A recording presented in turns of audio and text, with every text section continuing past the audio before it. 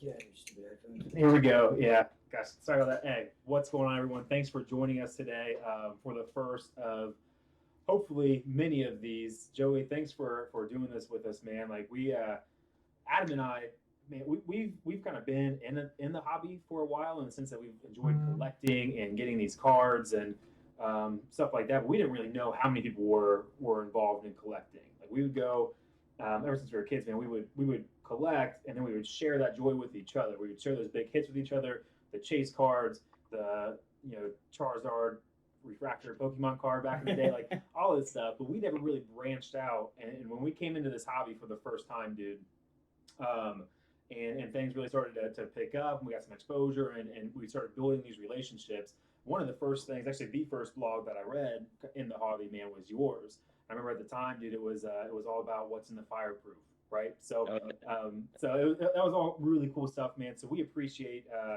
everything that you're doing, dude. So for those of us, and we have almost identical amounts of followers. So I would be I would assume that we're sharing like 99% of the same followers. But for any of our followers, man, that haven't read your blog or been to dubmentality.com, tell them a little bit about yourself, buddy, and what you're doing. Well, I've been collecting since I was 12.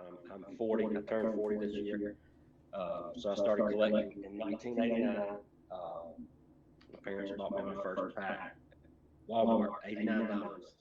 I can't And remember. the first big hit I got was a King Griffey Jr. Rated rookie, and it got me actually having a great. Yes, man. Not one to pull, but I have a great. Did you see it? Yeah, we saw it. Yeah, if you guys see us look up, we have the screen right here. We're gonna try to look at you guys as much as possible. But nice, man.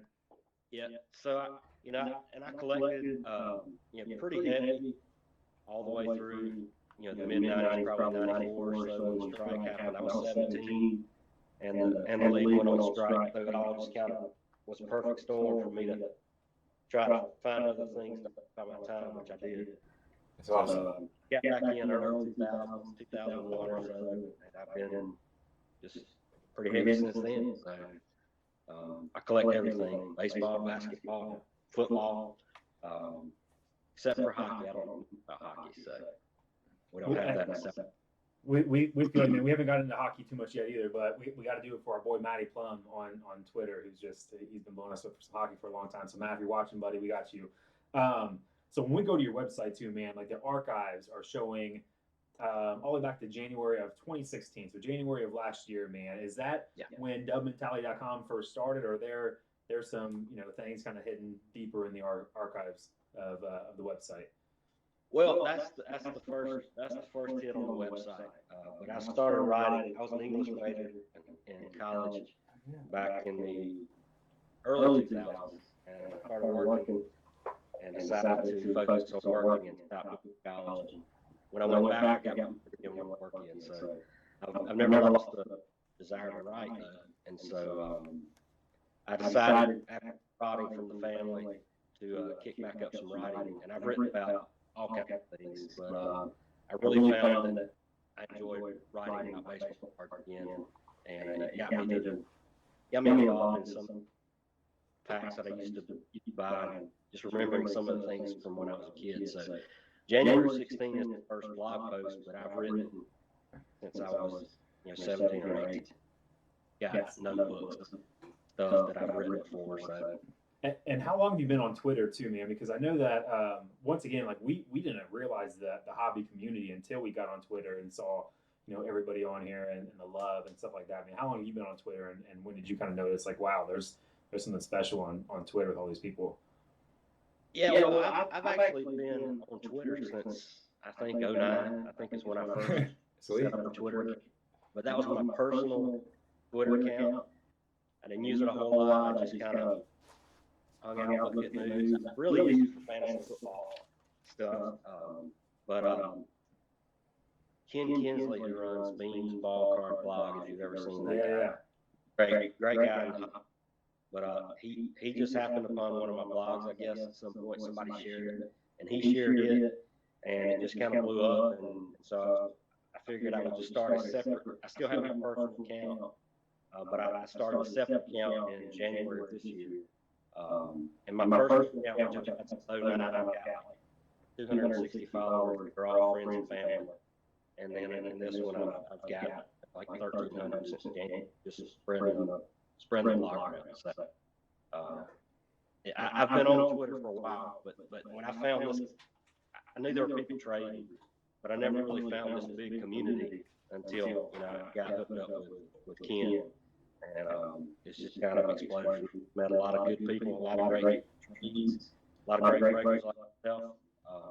It was really exciting when you guys came on the scene, and take a chance to thank you as well for having me, and just doing this kind of hangout. I know we'll work out the technical difficulties over time. Yeah, I think we got to figure it out now, man.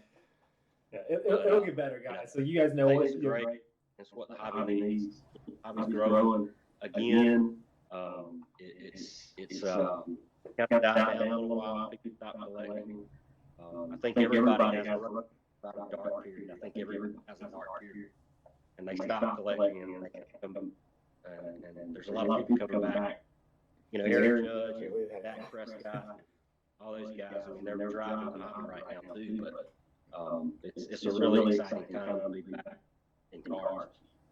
Yeah, absolutely, man. Speaking of like the hobby love and everything going around, like I don't know if I see any more surprise, mail days from anybody aside from yourself. Like everybody's like, I see it all the time, man. It's thanks for the awesome mail day, dub mentality. Didn't even know this was coming, stuff like that, man. So how do you go through that process? Like, how do you select, like, hey, I'm going to send these cards to this individual and things like that, dude?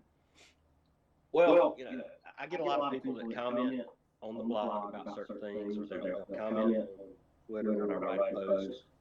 They'll DM me. I've developed this spreadsheet on my computer. I have most people, not all followers, I have most people who have tweeted at me or followed the blog or whatever. I have their name and address and their personal collection information because I've just collected it over time. And when I'm opening these boxes that I like to do on Periscope and things like that, I mean, if you open 2 or 3 boxes of the Nina Classics, you're going to have dudes. Yeah. And I just pick people on that spreadsheet that I haven't sent to, trying not to send to, it's just the same person every single time, but I'll pick somebody off that list. They like the Eagles, I'll send them some Eagles. And, I roll in a lot of giveaways with my blog posts. I did that originally to just try to spread the word, but it's kind of something that's caught on and people like it. It's exciting to me to see people enjoy getting an 89 pack of 89 or 92 score and say, I remember this when I was 15. Yeah. That's kind of what's cool to me. So, I remember that one else too. eBay now. But to go back to what you collected when you were a kid, when you first started, that's really what it's about for me. I mean, I love that autographs, of course. I can sell those and buy some more boxes. I'm partial to the junior. So I just like sharing that. There's a lot of people who follow me who are young guys like yourself who didn't collect in 1989. Who, speaking of, if we're going to do that, let's talk about young guys for a second. I noticed that y'all pulled a sweet redemption for Russell Maryland the other night in the celebration break that you guys had, which was awesome. I wish I'd stayed up for that, but nobody knew who Russell Maryland was. You guys won't be able to see that, but there it is right there. Yeah, the Russell Maryland. Let's hear it, buddy.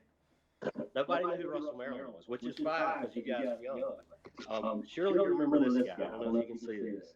But this is the Rocket. Rocket Ishmael, baby. Yep. Oh, yeah, sure. In 1991, he was the, just, in all the male counts of the world, he was the number 1 pick in the NFL. Everybody said he's going to be number 1. He's going to be the guy. And the day before the draft, or the day of the draft, he decided to sign an $18 million contract at CFL, which was unheard of. Doug Flutie, for instance, who was a legend in the CFL, made about $1 million a year. And Rocket was signing a $4 million contract. So he's out of the draft. The Cowboys have to make a decision, and they go with Russell Maryland. So he's the number 1 pick in the 1991 draft because Ishmael went to the CFL. He played at U. He was there with Michael Irvin and all those guys that you saw in 30 for 30 about the U, and he was he was in the classic four sport that I wrote about a couple of weeks ago.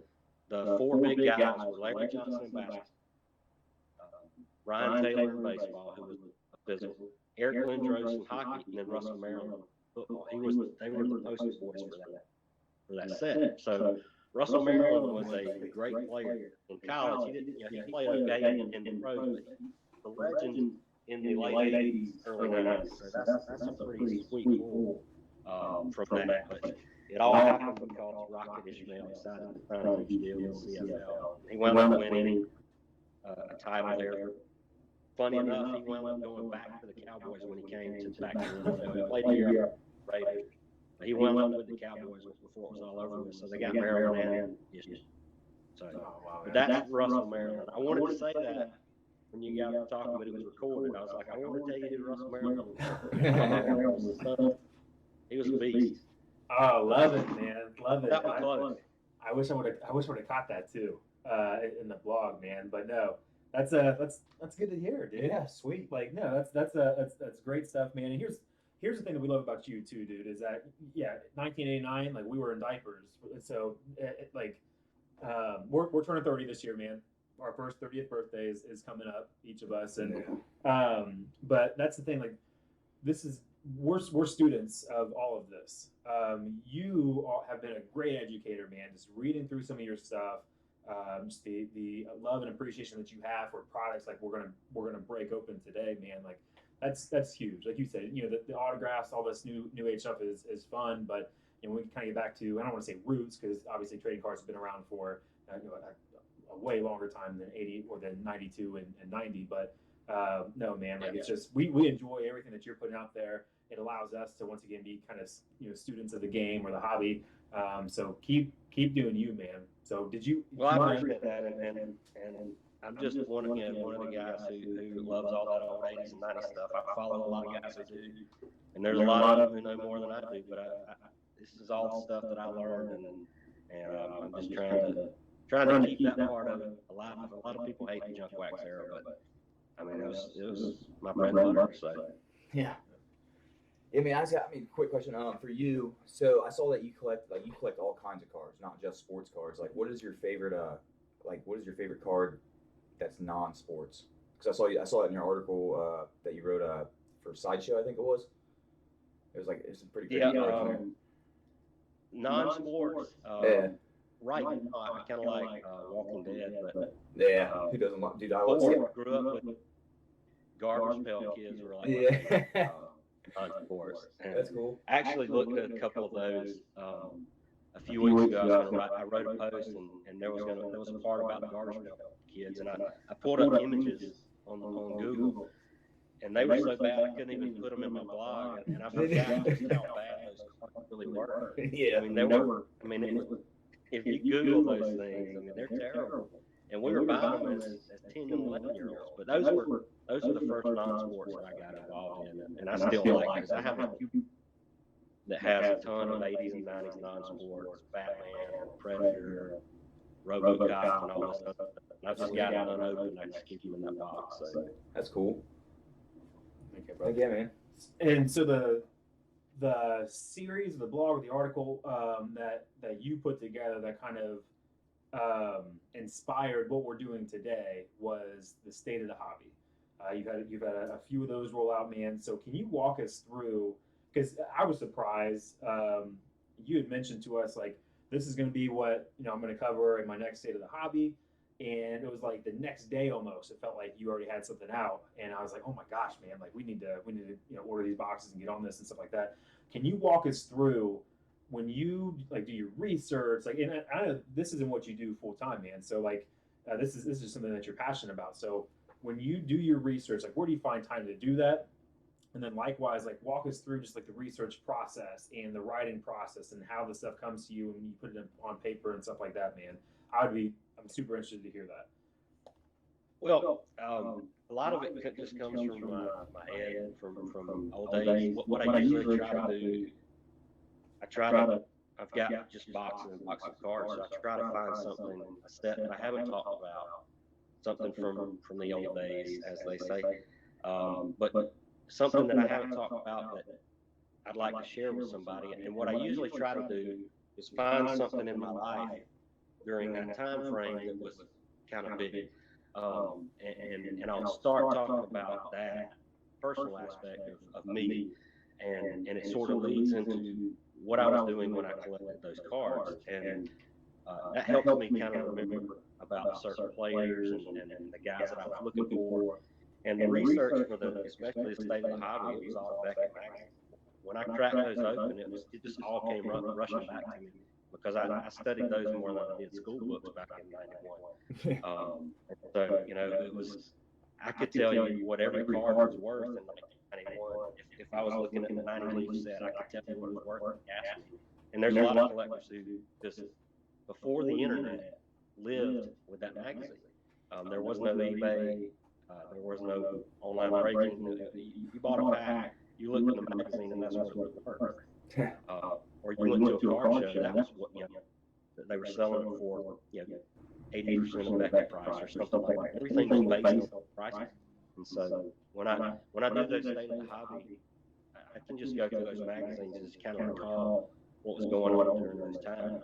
The one I'm releasing tonight, I wrote today, and it was a box set bought yesterday at the card shop. And I used to own it, but I didn't have it. So it's the 86 Topps Traded. And when you see the rookie cards in there, man, it writes itself, really. Start looking at the guys who are in the Topps Traded set. Canseco, Bo Jackson. I mean, there's 10 rookies, I think, that I highlighted in there that were not in 86 sets. Bo's on the 86 card, that 86 Topps Traded.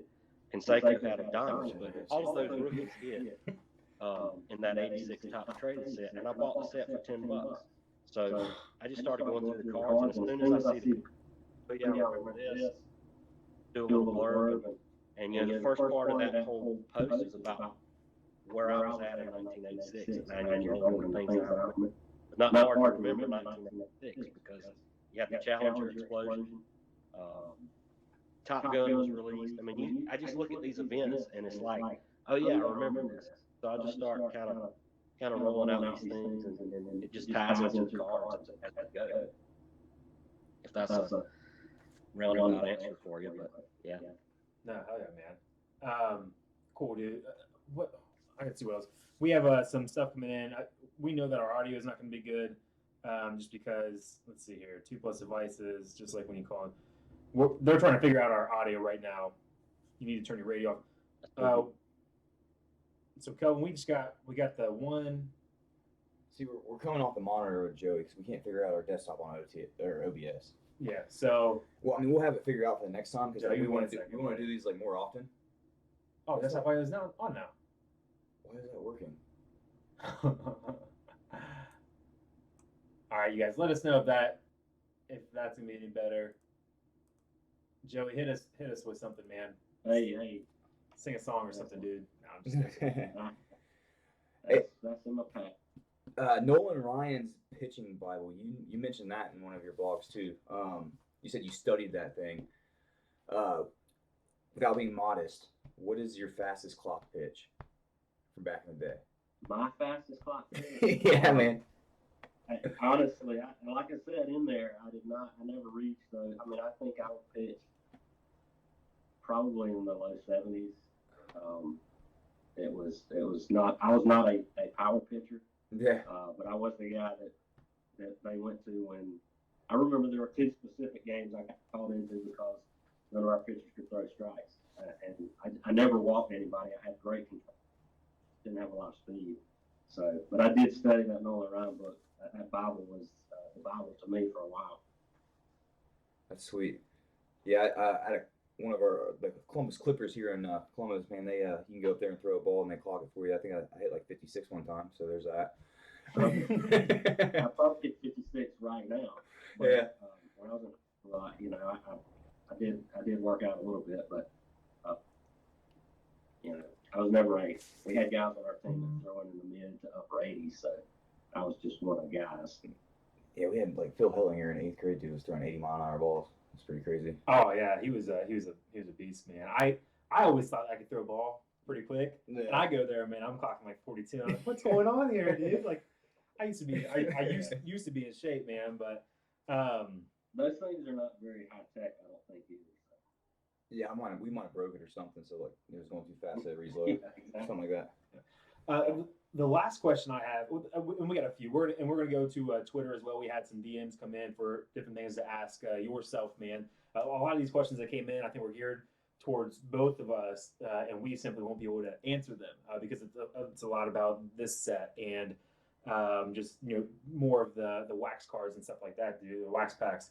But when it comes to writing, once again, and you say it right there on the front of your page, man. Like you don't you don't do this professionally, but hopefully nobody can tell. Or I can't tell. I think it's awesome. All this stuff's awesome.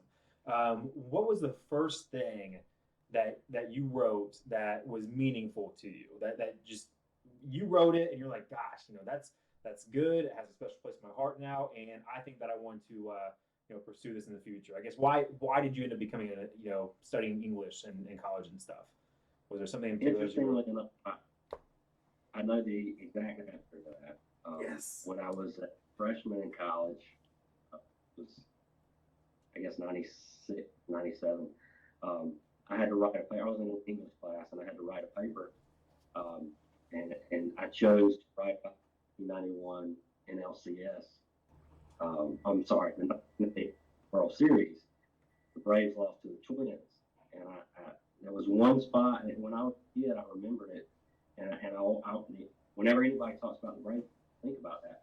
It was when Lonnie Smith did not run from second to third on a base hit in the late innings of Game 7. He was deep by Chuck Knobloch, which y'all sounds kind of nerdy to know all that, but I wrote a piece about it, and I actually transcribed it over to my blog, and it's there, one of my earlier pieces. But I wrote that as like a thesis type paper for English class, and it was like the best one in the feature. I got like really rave reviews for it, and so it just kind of made me think, and maybe I think about this, and one of the guys that I read drove up was Louis Grizzard. You may not know him, but he's a South Georgia writer, or South United States. He was from Atlanta. He wrote for the AJC. He wrote about the Braves. He wrote about the Bulldogs. He hated Georgia Tech. So we had a lot in common. But I read his books all the time, and he would take all of his articles from the AJC and roll them over into a book.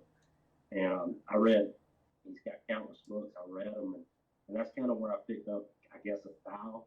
It's probably pretty similar to his. They're short stories, and when I wrote that piece about Lonnie Smith, it felt good to write it because it was like something I was getting off my chest, and it felt just wow.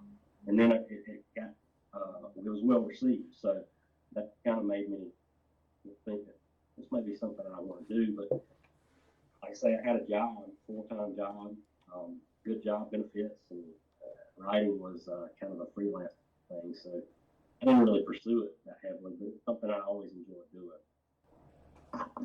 Love it, man. I'm so happy that you. I'm so happy that you had an answer for that, dude, because I wanted to hear what it is. I'm going to, and you said that's on your website, right? I can go back through and check that. It is. The title to the article is A Time for Forgiveness, because I was angry about it for a long time, and basically sports angry. That Lonnie Smith got what we thought cost us the World Series of '91. So the name of it is A Time for Forgiveness, and it's one of the first things I ever wrote. And like I say, I moved it over to the blog last year with a couple of obvious grammar fixes that I didn't have in '96. But I can't wait to check that out, man. I remember writing an open letter. Now we'll get into that next time. Didn't you go to school for sports journalism? Briefly? No, man, it brief, like super briefly, but showed up one day. It was mass communications.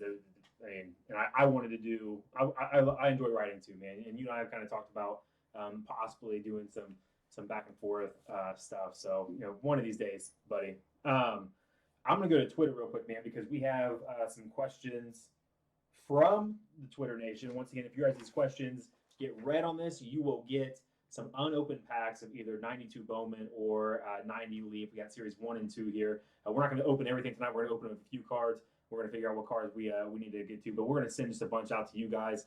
And Joey, I know I talked to you about this a little bit too, man. Like, we're going to put some of these packs on our website and sell them, and do kind of a break style. We're not going to do that anymore, man. We're just going to give away some packs. We're going to open some. We're going to keep some for ourselves, just as a something just to kind of bottle this memory up with, man, because this is one of the coolest things that we've done since we've kind of come into the hobby and established our business. So let's go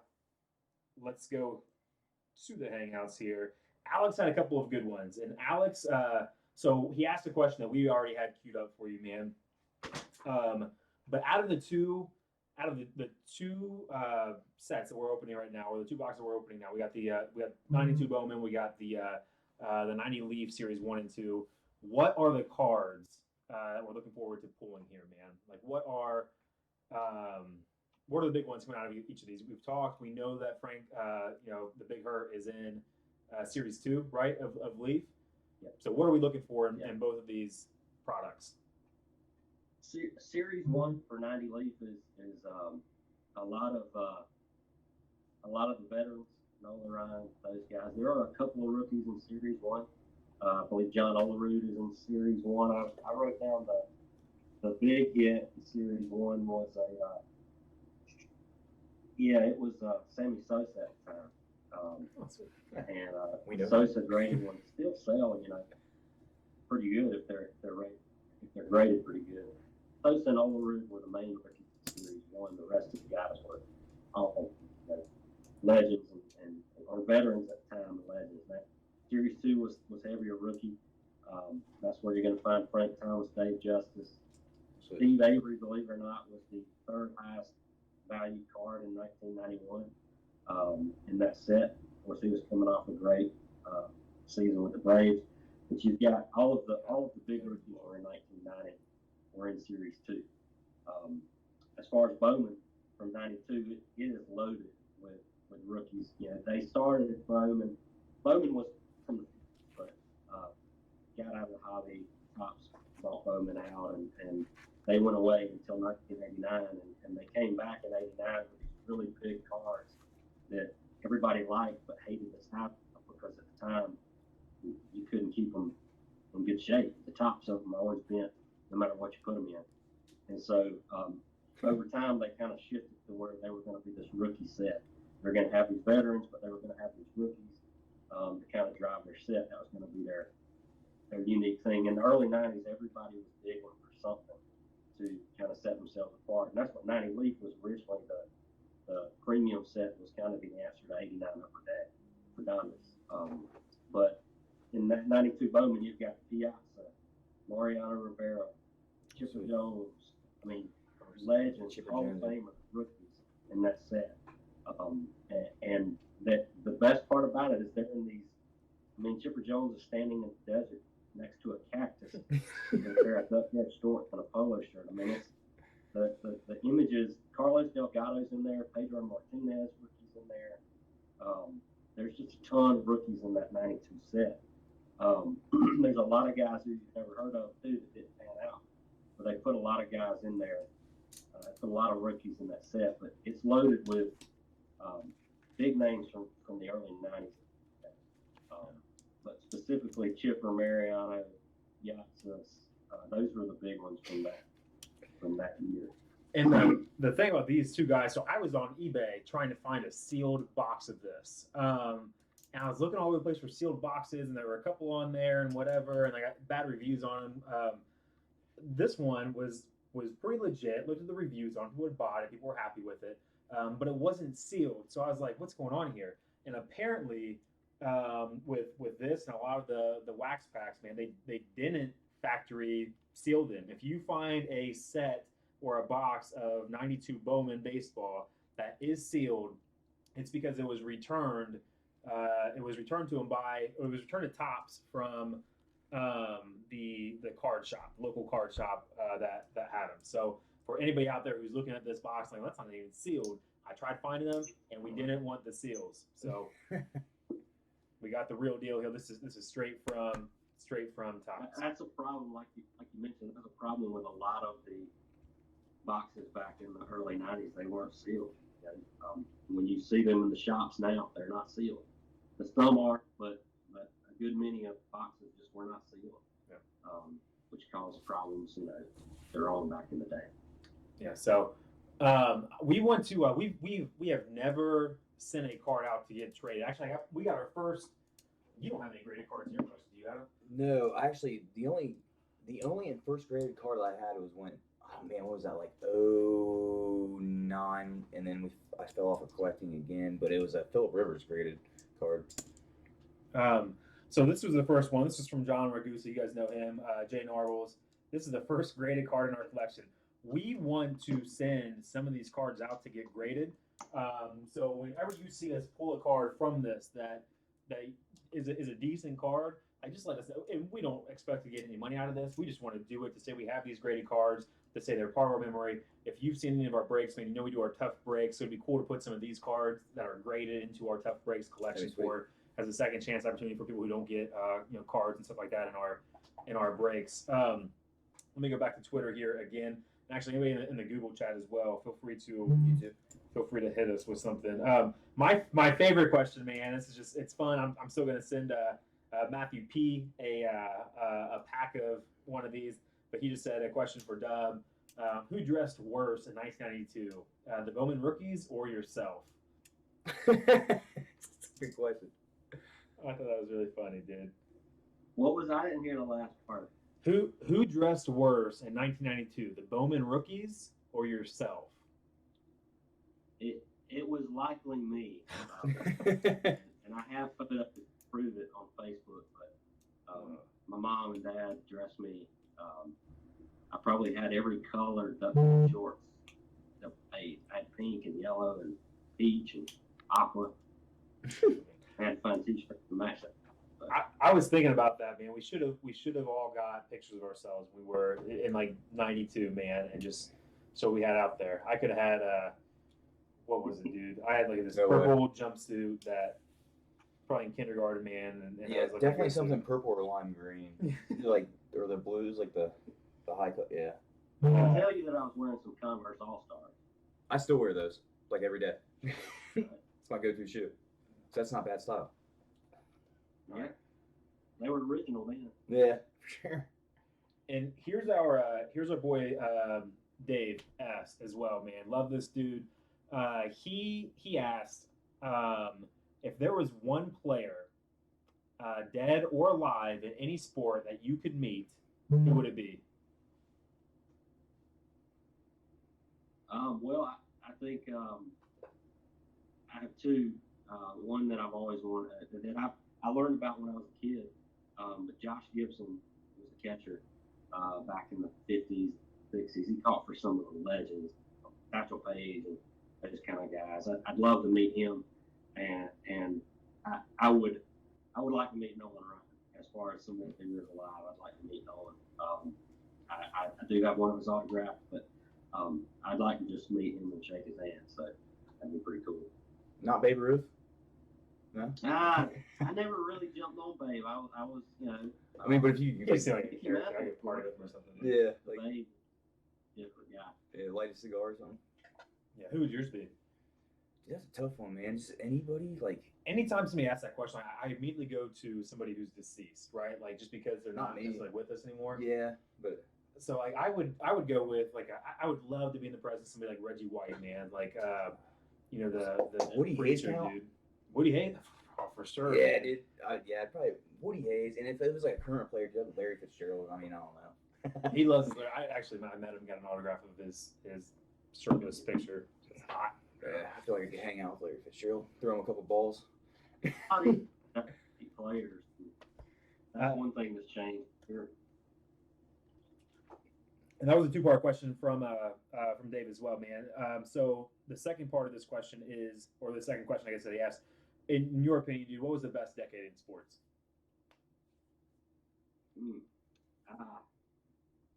It's hard not to pick your own decade, but I have to say probably I immediately go to because I watched that as a kid.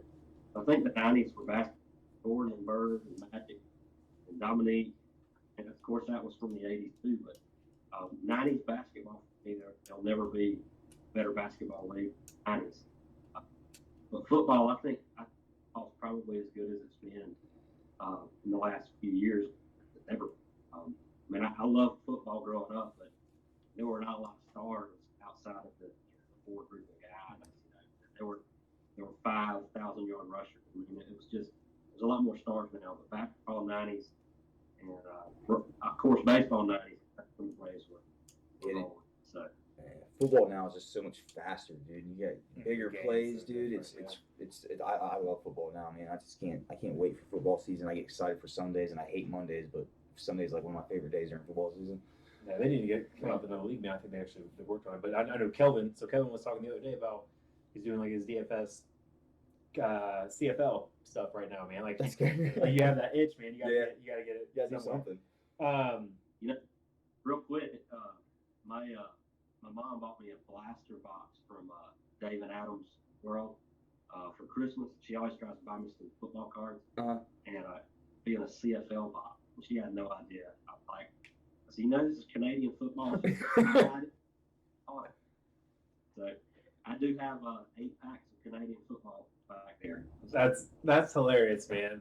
That's really funny. You might have to get down some CFL. Yeah, man. do some breaks. My boy Ricky Williams played in the CFL for the Argonauts for a little bit, man. Jody and Pittman, was it? A couple Buckeyes that went up there. All right. Gosh, I mean, there were a lot of questions that came in, guys. If you asked a question, I'm gonna hit you up with something. But we wanna start opening up these boxes. We don't have a ton of time. Let me see here. Can you handle an auto pin question, man? Auto pin question? Yeah, can you handle it, or you just want to let those go?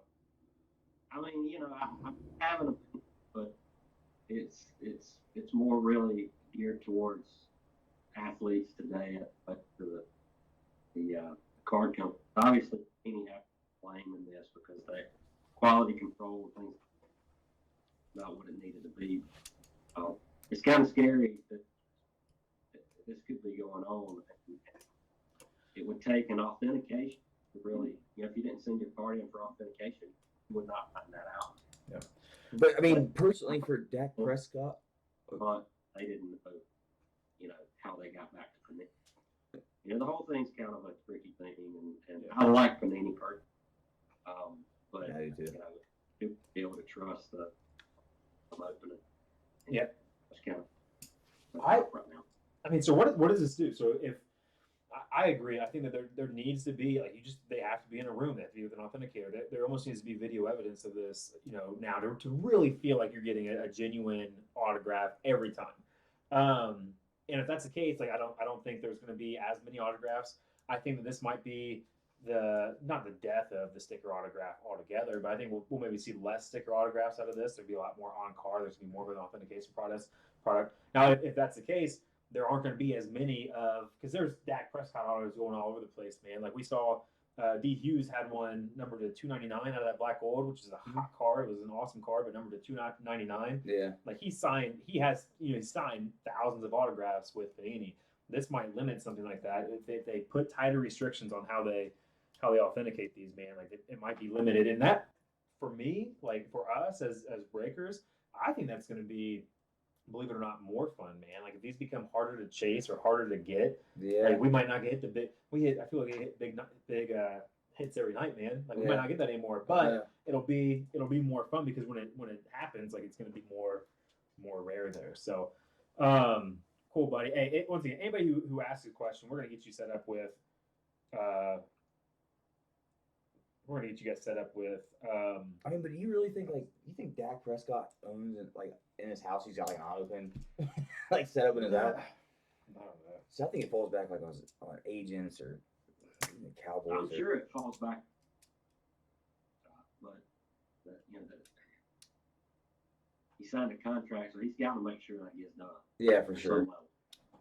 Yeah, I don't think it's in his house. I mean, I was just saying, in the bathroom, in the shower, he's shaving. Hey, I want to sign some autographs today. So, all right, man. Let's see if we got. There we go. Okay, cool. Now you had a couple of questions come through as well too, didn't you, Joey? I didn't. Our conversation about the technical difficulties, man, bumped it up quite a bit. So I forget what those were, but do you remember any questions anybody asked you about the junk wax? I can pull here. I have them on Twitter, and on my phone. I can't there. Nah, don't worry about it, dude.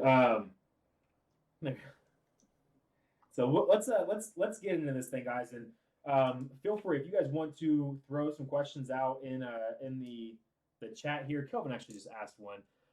What do you know about the foil cards in the Bowman? Like, are those pretty hot items, or were they at the time? And what are the value of those now?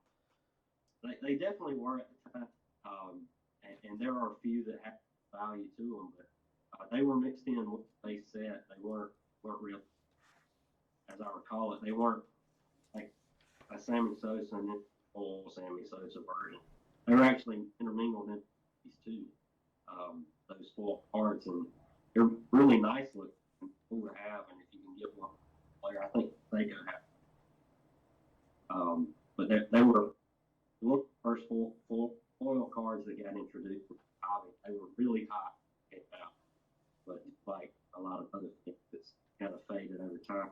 Yeah, they're really cool cards, and you'll probably pull some of them. Oh, sweet. And this is so. Here's the thing. So this is saying there's an engraved foil card in every pack. Now we've had, like I said, I looked at the eBay reviews. A lot of people said that there weren't in every pack, and it might be because they were sealed boxes that they Topps didn't know what was in which pack, so they just threw stuff in there. I don't know. Let's or there's been a controversy about things being sealed and stuff like that. Let's do you got anything for us before we start breaking this stuff open, man? You kind of give us a play-by-play about what we're opening here.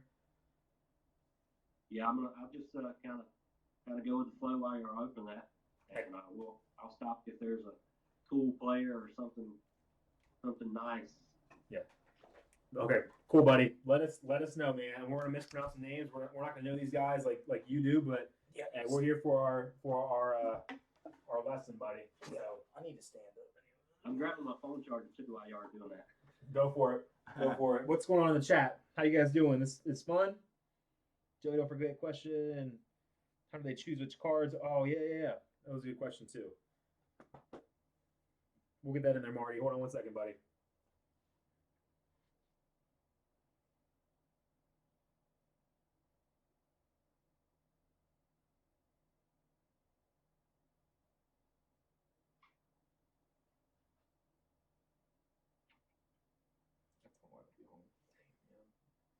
You guys are messing up as a husband. Courtney, if you're watching, I love you. We were supposed to get this thing going at 6 o'clock. In typical Bucks City Breaks fashion, that did not happen. So, like I said, guys, we're not going to be able to open everything here, but we will open what we can. We're maybe 10, 15 packs of each. Let's see here. We're going to turn the camera around. We're going to go break style with this. Yeah, so Joey, there was another question for you, man. This is from Marty. How do they choose which cards to number and how many they limit it to? Like, that was a pretty good question. That's what? When I saw that question, I assumed that Marty was talking about just serial number cards. Yeah. In general. Companies do it different. Donruss is kind of famous now for picking some type of, like somebody hit 350, they're going to number their cards to 350. Somebody hit 50 home runs, 50. But there's so many cards now that are numbered in sets. That's kind of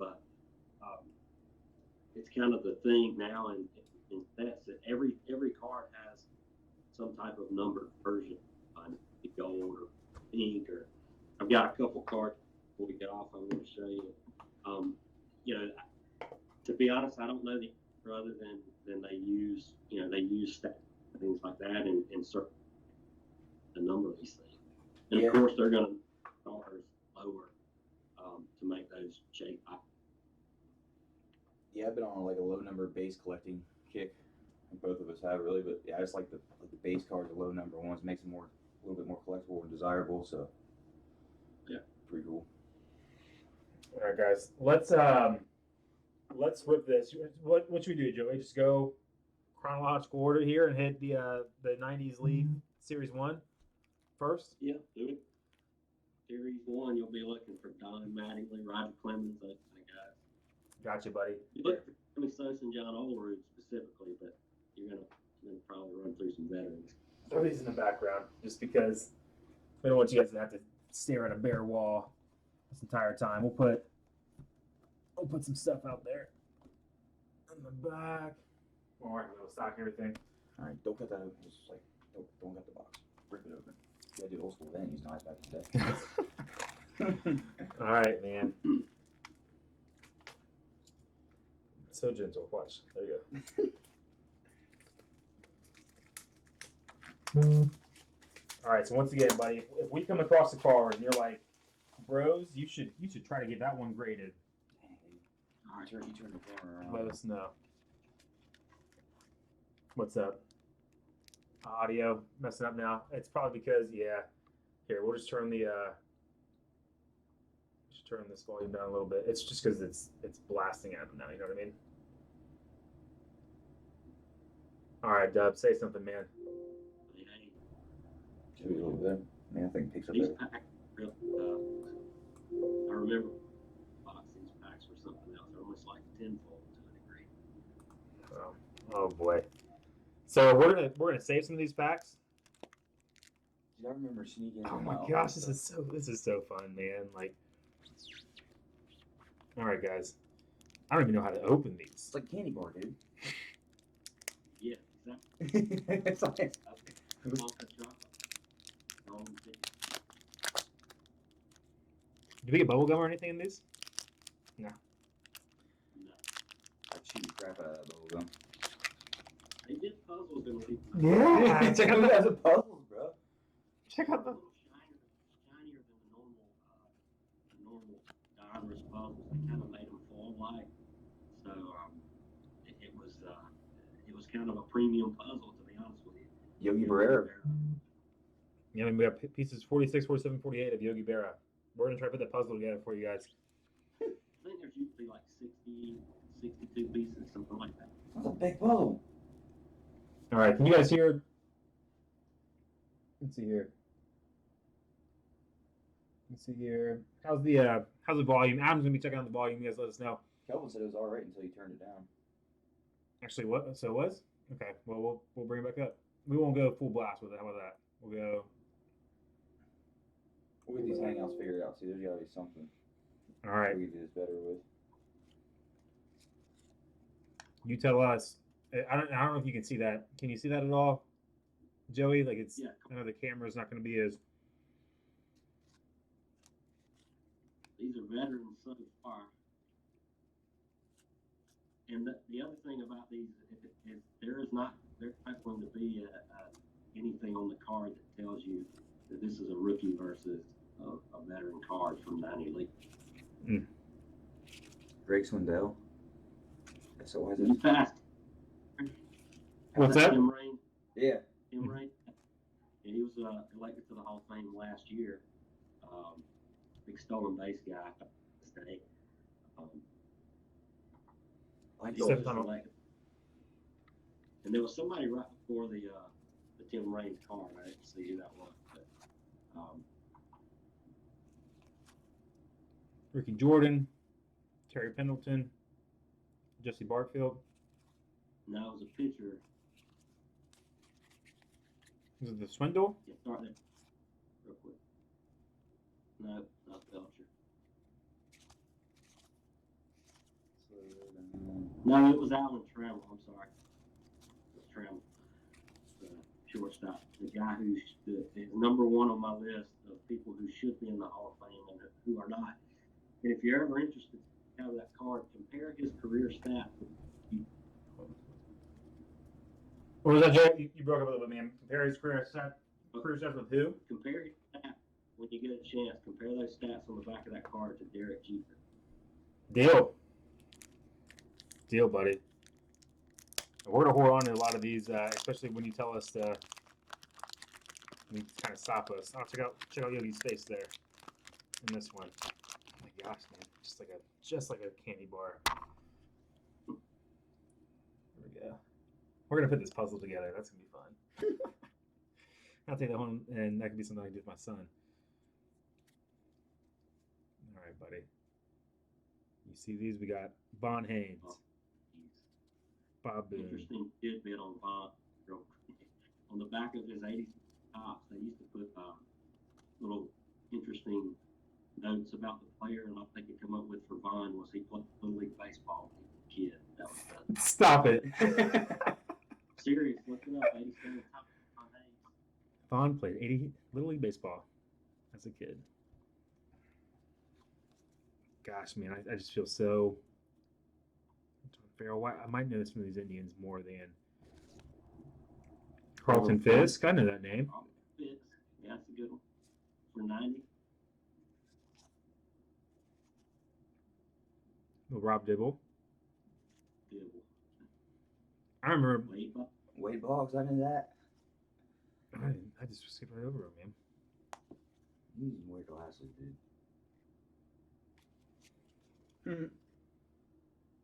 Show the Braves logo on this too.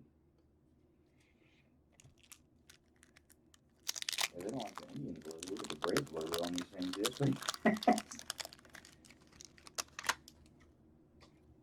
So what do you think, buddy? Are we gonna get a full Yogi Berra puzzle out of this today? You usually get a full puzzle out of the box. George Barrett. Greg Jeffries. You know, if you read any of my State of the Hobbies, you'll know the name Greg Jeffries. That's not this particular card, but the 89 tops is the card. The first card people my age thought they would have now and be able to retire with. Oh wow. Not so. There's Cal. So you can't retire the Greg Jeffries anymore? You retire those memories.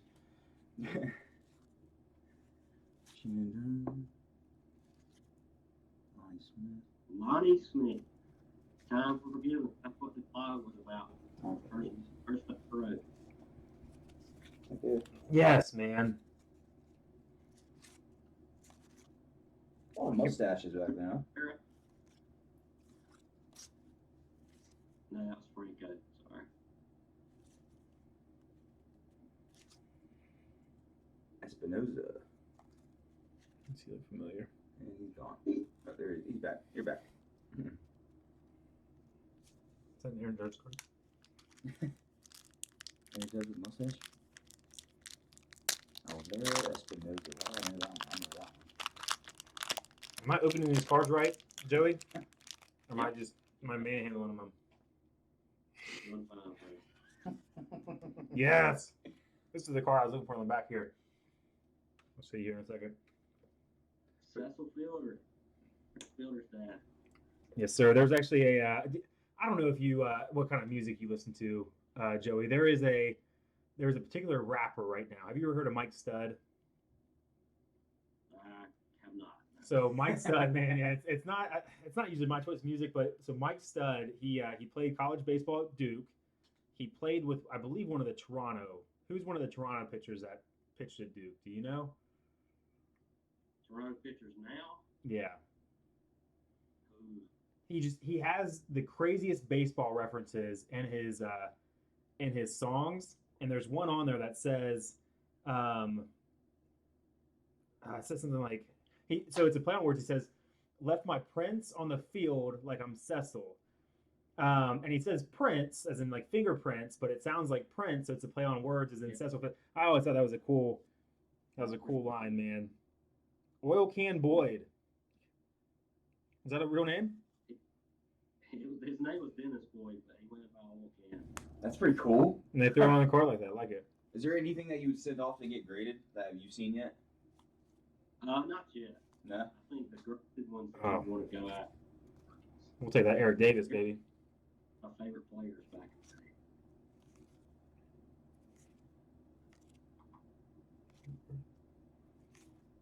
Nick Asaski. I was gonna say there's a Brave for you, buddy. He, he was traded to the Braves from the Red Sox, and he never played a professional game. He never played a regular season game. He was diagnosed with vertigo in spring training and never played. Mm. Hey man, vertigo's no joke either. My neighbor's got it. He gets messed up from it. This is the card that I was excited about. Oh yeah, I like to say that. I always loved the glasses, man. When I was a kid, before I followed baseball, the baseball cards I had, this was the one that was the most recognizable, just because of not this one, but one of the ones I had, because he just had the craziest goggles, man. His little trademark there. He doesn't have a mustache. All right, so for those of you who break with us, you guys know about our loyalty program. If you guys are in our gold or platinum loyalty programs, you guys are going to get some unopened packs sent your way. All right. Yeah, when you said you asked him if you were opening the packs right, Kelvin said there's nothing for you to molest, so go for it.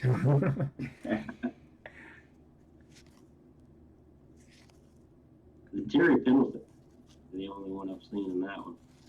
He was the MVP in, I believe, '92. There's another travel, another rock raise. There's your correlation. Grayson, Tim Belcher. I know some of these names. I think I know more names from the '90s than I do now. I did not start following baseball in this. We're gonna make a collage of these packs, dude, for sure. So with I didn't start following baseball until I was like a sophomore in high school, man.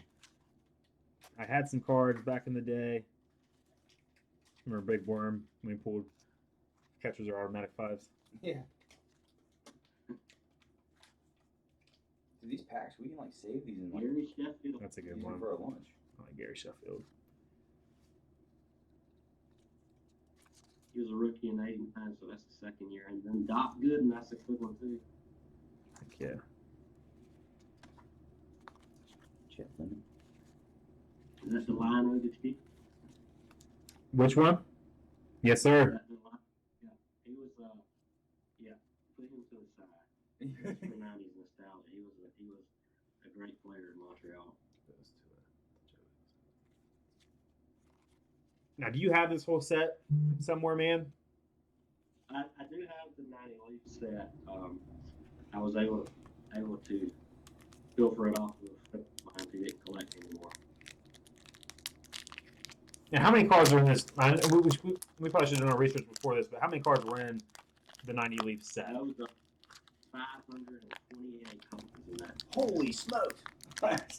Little set. That's why I broke it up into two series. How many boxes did you typically need to buy to build that set? There's a little chest piece there. Based on correlation back in those days, you'd have to buy probably 3. Nolan Ryan put it to the side. You'd probably have to buy 3 of each series to put them together. And Mark McGuire. Bash brother. It's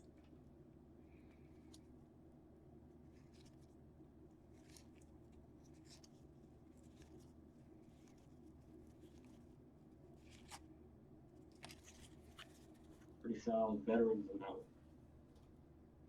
The rookies are gonna be in series 2, yeah.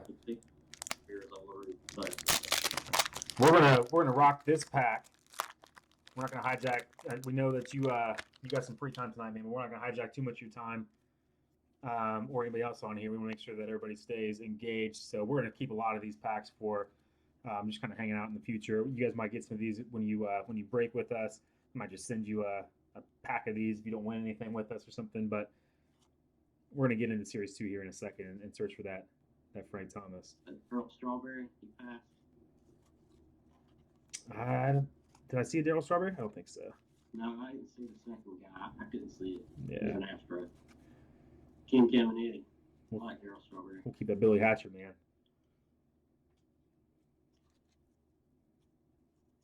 Reds right now. Lonnie Smith. I love those Lonnie Smiths now. I can't wait to read that article, dude. Julio Franco. Julio Franco was one of the oldest players in the league. He played up until it had to be 2009 or so. What? He was like 45 when he was playing. He played for the Braves. Saw him play. He got hurt. I saw him play in AAA on a rehab assignment his last year. Dude, that's crazy. I'm not even 30, and 4th of July, we were throwing the baseball around, dude. My shoulder was sore for like 3 days. Trust me, I know. I feel like I'm in pretty good shape, too. I don't know. That's rough. Man. All right, guys. We're gonna open. We're gonna set some of these aside for you guys. Woo. Coker give you a woo on the wire. And we're gonna open up some 90. About 6 or 8 of these, and then it's you gotta have a Frank or an Avery or Justin. Dang, no one else has anything like this. This is fun, man. This is too cool. Yes, we'll do more of these state of the hobby breaks in the future. I just love here, you wanna open some of these, dude? Like it's fun, man. Yeah, I want to save some and pack my lunch with them tomorrow. You sneak them in some of your buddies at work, man. Sneak them their lunch pails. My wife. I mean, like the foil wrap, like pack my lunches, like I make my sandwiches, pack my sandwiches. All right, yeah. I'm not gonna blow up the spot, but somebody told me that I was giving it a bucket. I'm smiling to the big one. Now get geeked, man. That's what we're all about. Move a little slow on these, just so I can see that.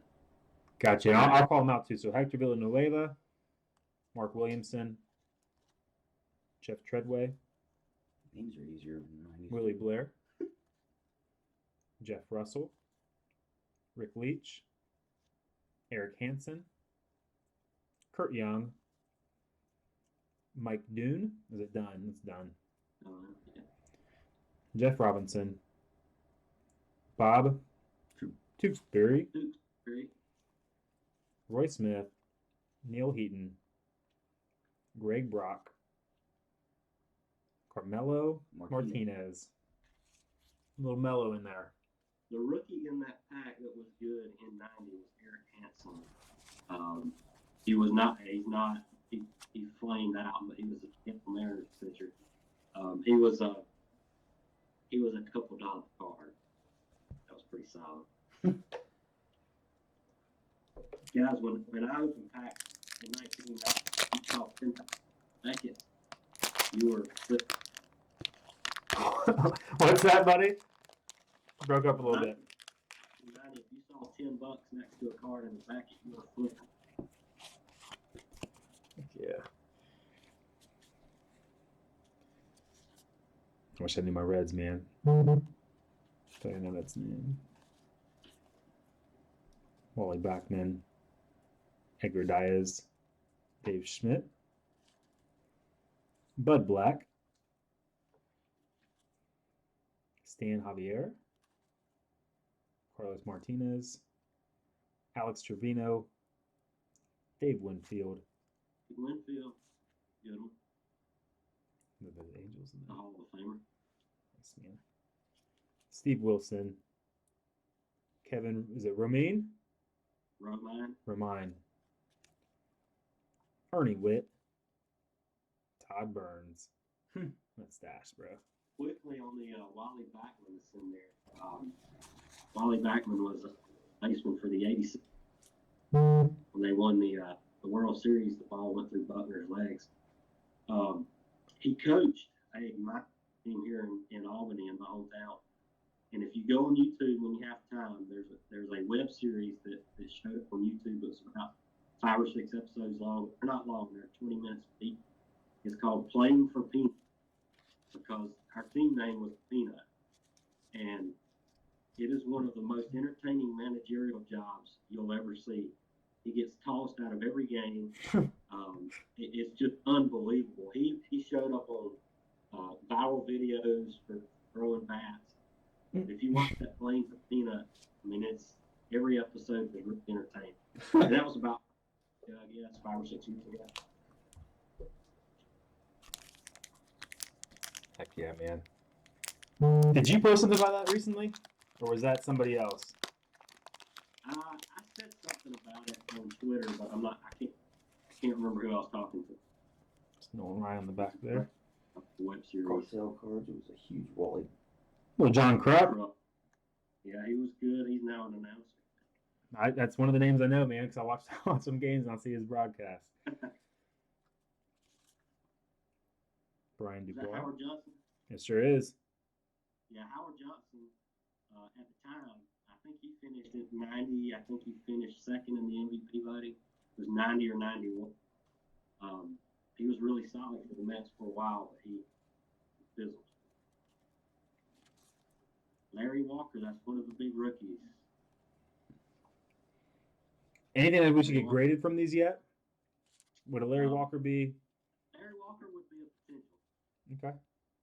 Depending on the condition, obviously, I can't really tell, but Larry Walker would be one that I would probably grade. It was pretty good. Yeah. Put that in a something now. I'll send these out. I'll put it in a sleeve. Like I say, guys, we'll throw these in the. Now is that the Joe Girardi? That is the Joe Girardi when he was catching for the Cubs. I had no idea, man. That's how much our baseball knowledge is lacking, man. Yep, Joe Girardi. Well, Billy Ripken. Cal's brother, his most famous card is the 1989 Fleer with the obscenity written on the front. I saw that. How did they let that slide, man? And I have no idea. How much does that card go for? If you have that card, how much can you move that thing for? There are like 5 variations now. There's they blacked it out, they whited it out, they did all kinds of things. There's one that is rare. It's not the one with the obscenity, but the most rare one. They called it at different times in production, and the most rare one is still, I mean, in good condition, a $30, $40 card for a Fleer. Nice, man. This little Nolan Ryan. Last card in I think that's the 5, or either the first card in the second series. It was in the 2s. This is the first card in the series, but that was one that I really wanted to find when I was opening it. They threw a no-hitter in the first half of the season, and they commemorated it with this first card in the second series.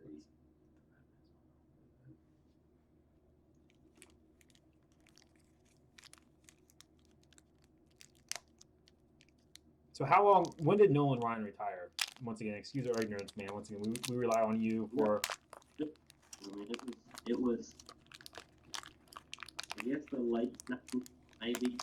I'm totally guessing now. 97, 96. He was at the end of his career with Frank. Hojo. It was a joke by one of his teammates on photo day. Black box version. It's a little Randy Johnson with the Mariners. Yes, he was a rookie in '89, so that's your second-year card with Randy. That's a good one to set aside. Gene Nelson. Dennis Rasmussen. I always say Rodman. So that. Jim Liebertz. Lee Smith. Lee Smith is a Hall of Fame closer. He was the first official closer. Guys that just pitched 1 inning. Dang, man, like that's awesome. That's the stuff that I'd love to hear, man. Because I'm looking at these names right now, man. They don't mean it. The first one that I think officially had that title involved. Heck yeah, kind of paved the way for a lot of dudes.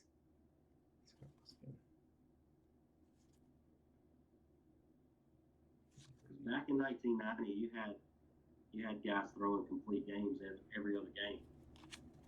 It's nuts. Dang. Jack Morris, the guy who pitched that Game 7 for the Twins against the Braves that Lonnie Smith made the base running blunder. He was the starting pitcher. of one-run ball, went extra innings.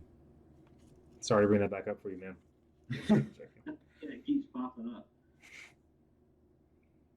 Jose Alterman. Jose Alterman. He was a highly touted rookie. The last piece of news I heard on him, it's been several years, he was playing in some minor league system. He attacked a pitcher with a bat and was arrested. Whoa.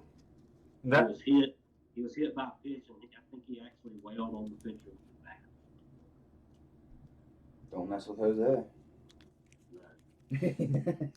This was after his. He was old. He was 40. That's insane, man. Can't find a video of that. All right. Gerald Perry. Maggie Sasser. Jeff Robinson. Drew Hall. Chris Quinn. Any relationship to Tony?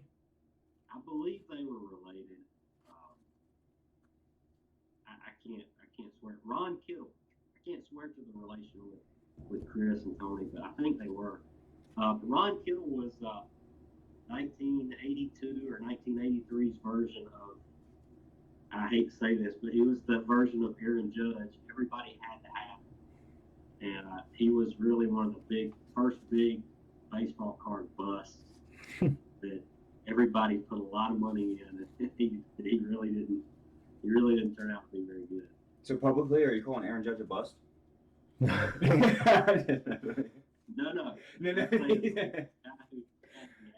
I'm just messing with you. Current Aaron Judge, Uncle Charlie. Uncle Charlie. I threw faster than him, I would bet.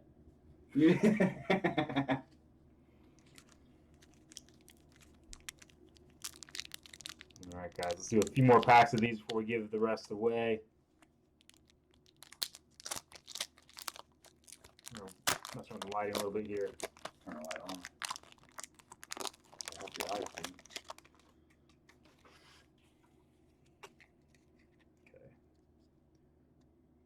Greg Harris. Kevin Moss. Oh, yeah. Which one? Yeah. Kevin Moss. Everybody in the chat room that collected them should know who Kevin Moss is. I think Watch the Breaks just shared something on Kevin Moss today about him kind of being in the same line of work. Kevin Moss would literally beat Aaron Judge of 1990. I think he hit 22 home runs before the All-Star break or something. And he's in my State of the Hobby, one of my State of the Hobby posts. But Kevin Moss was the guy, and he didn't make it, but he hit the scene, and he was crushing the ball. Cartel Moss. Now he and the cool thing is too. So the Columbus Clippers, our hometown team here for baseball.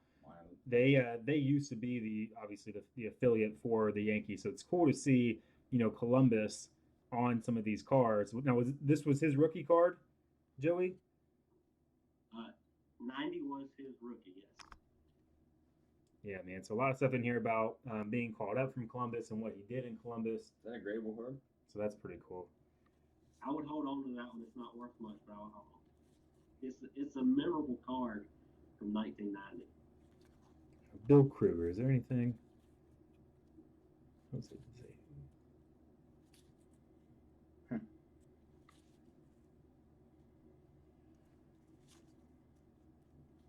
Oh, the old checklist, man. You check. I have not opened up a checklist in way too long. Will Clark on there. They pictures of their guys. I forgot about that. They're actually listed in the price guide as the Will Clark checklist. Nice. Hold on to the checklist.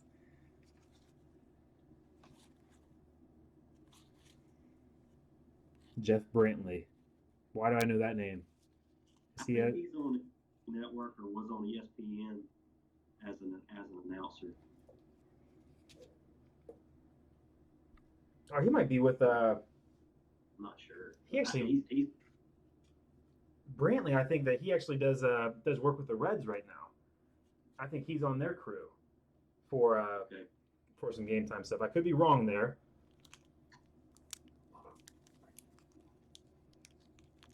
That's about all the baseball that I've watched. We need to watch more, man, to know some of these cards that we pull.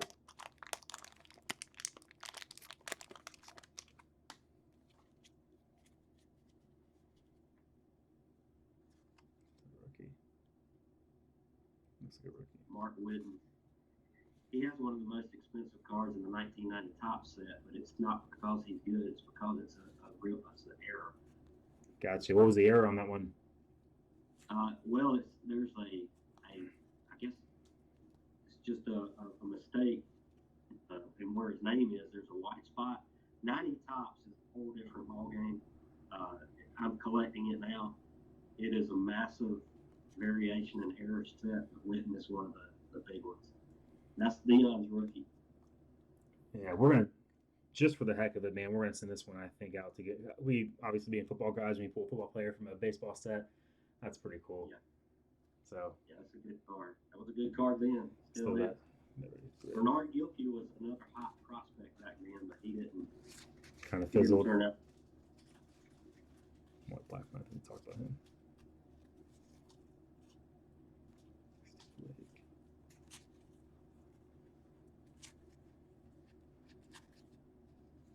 Scenery's off on this one a little bit.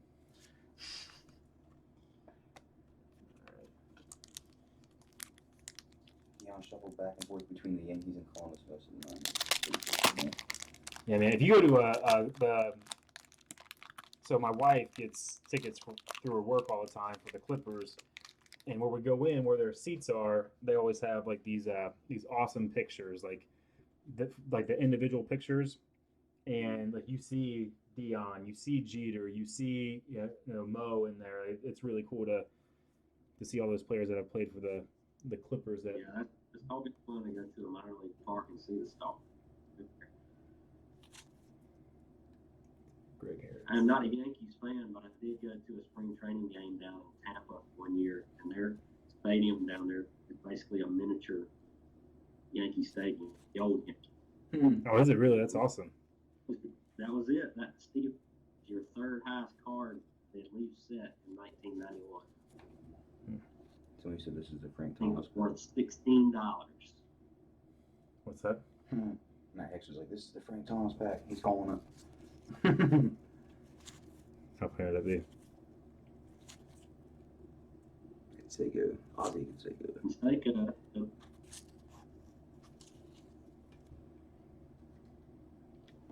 Okay, excuse my ignorance again. There we go. Okay, twin brother of Jose Canseco. I like the facts on the cards. Eric Plunk. I didn't know that too. That's a name for a pitcher, isn't it? Yeah. He's hitting these left and right. All right, we'll do four more of these guys.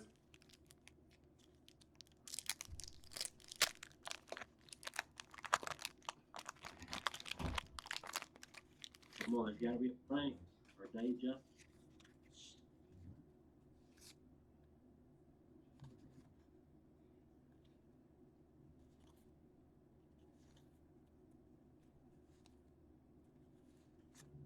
Greg Harris again.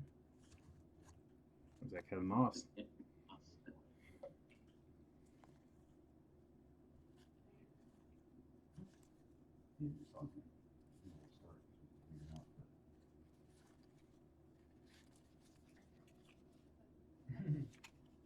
Not seen a Bo Jackson either, but I think he was in the. Let's see if he's in the first or the second set. Hey, when we send these packs out to some of you guys, let us know what you get. All right, we want to see. We want to see either rip them live on Periscope and tag us in them, or send us who's in there afterwards. We might trade you for missing pieces to our Yogi Berra puzzle. Yogi. Cecilio.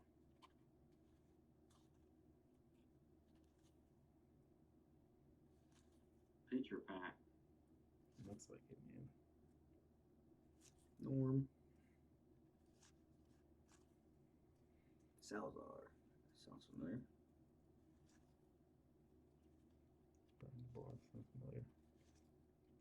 Yeah, we're just Larry Walker.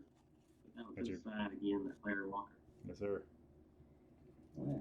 We got 2 of them. So those bad boys back. Did a great one of them. Let me get the next one. Don't touch it. Oh, that's Steve Young, man. Adam's taking the reins here. Oh gosh. Here's the Frank. Here's the Frank. Just like. So here's my question to you guys. Have one of you decided which one of you is the hotter ripper? Which one?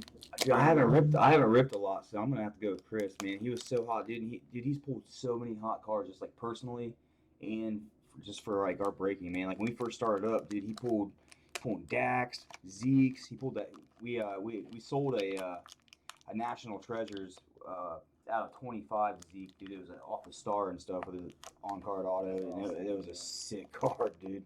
I don't know. He put. I think he pulls a little bit hotter stuff.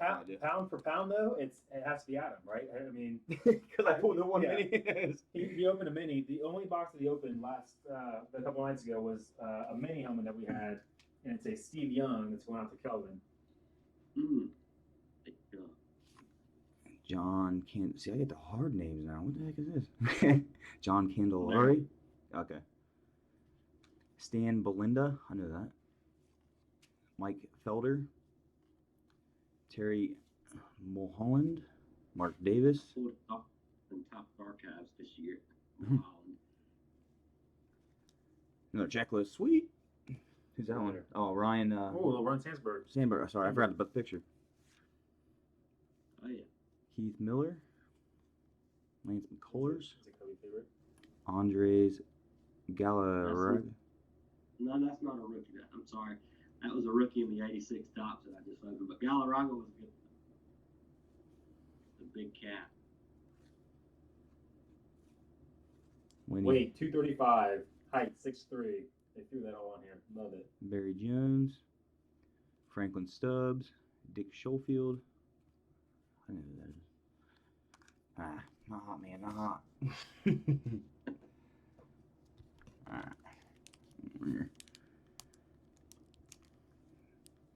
I wish they still package cards like these.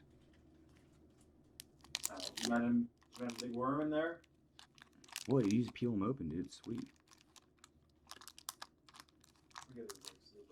A lot of glue on there, though.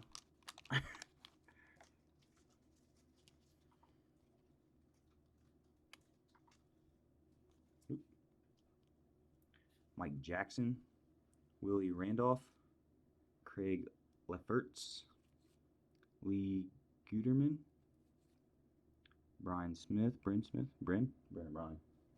Bryn. Yeah. David West, R.J. Reynolds, Charlie O'Brien, Darren Dalton, Storm Davis, sounds familiar, John Franco, Larry Sheets, Wallace Johnson, Candy. Oh, he's got a big old dip in his back. He's batting with a dip in his back pocket. Candy. The glory days, man. Candy Melodando, Mickey Hatcher. Huh? Yeah. Mickey Hatcher. Sweet. Frank, he's there. All right, we're just gonna do 2 more of these real quick. We'll make it quick for you guys, and when we see the big hurt, we'll give you guys a patented Buck City Woo. Dude, I think I'm starting to develop a problem, dude, because like earlier I was making hamburgers, like on the grill, and I was opening up cheese packets, and like immediately afterwards I wanted to open packs of cards. Dace, man, we're gonna blow through these, Joey. Bud Black, man, I'm seeing like managers. Is that Ian Javier, Carlos Martinez, Alex David Winfield, Steve Wilson, Kevin Rum, Aaron Witt, Bob Malacky, Ernie. Another Will Clark checklist. John Burkett. I think you got to read the pack. Just doubled up. All right, you got 2 more of these in you? Yeah. Come on, Frank. This is why it's fun to pull a Frank as it is to pull an auto in today's packs. Yeah, I see.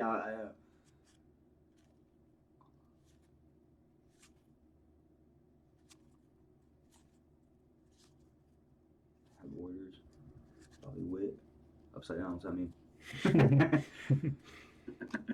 Oh, it was upside down. Grade it. Don Franco, Larry Sheets, Wallace Johnson. All right, buddy. Get in there. Get 2 more. All right. Courtney's watching this like, are you serious? Another 2?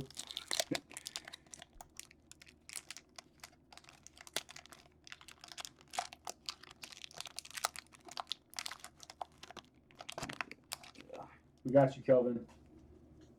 Got his face.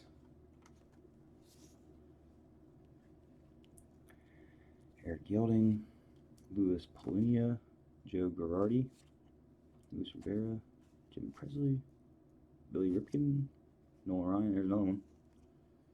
No hit. Mark Whitten, Charlie Hoff, John Burkett. I think somebody asked this question on Twitter too. Here's another Deion Sanders. Bernard Gickley.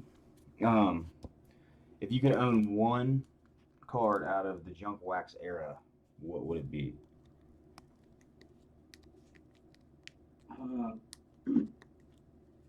Probably as I hope, I think. But my favorite card from the junk wax era it's got to be the Bo Jackson '89 score, where he's wearing shoulder pads, but it's also holding a baseball. Oh, yeah. Do you have that card? That's probably my favorite card from the junk wax era. But if I could pull one, there's some that I haven't actually pulled. I would love to pull an elite from '91 or '92 Donruss. Those were in '90 they were numbered 10,000, and that's like something today being numbered 15. That's crazy. Yeah, they printed millions of these cards like each, didn't they? Like, well, a lot of the. Yeah, I mean there's just. Heck, no, there's another Deion Sanders. Sweet.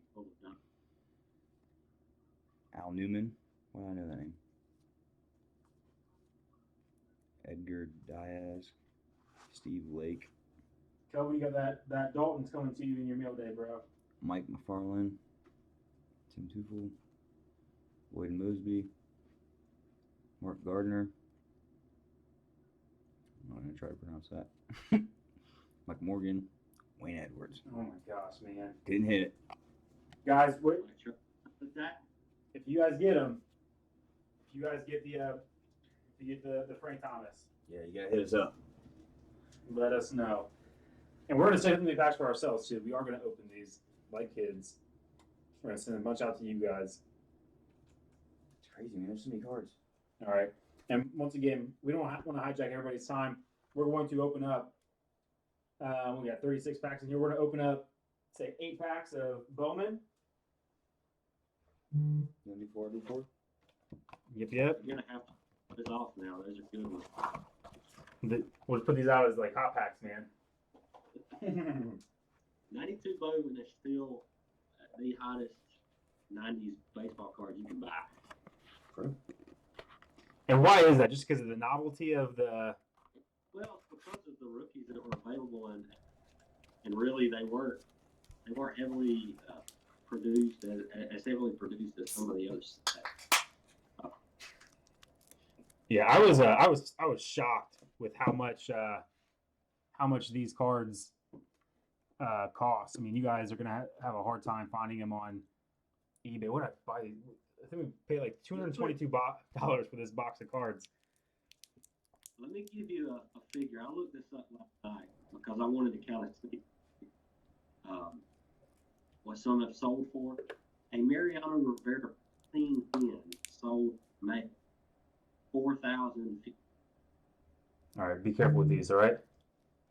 You said. Wait, so you're saying we could pull a $4,000 card out of these? But in contrast, the Frank Thomas pin sold for $1,137. What? Dude, these are gonna be. We're gonna be all about these cards in the future, man.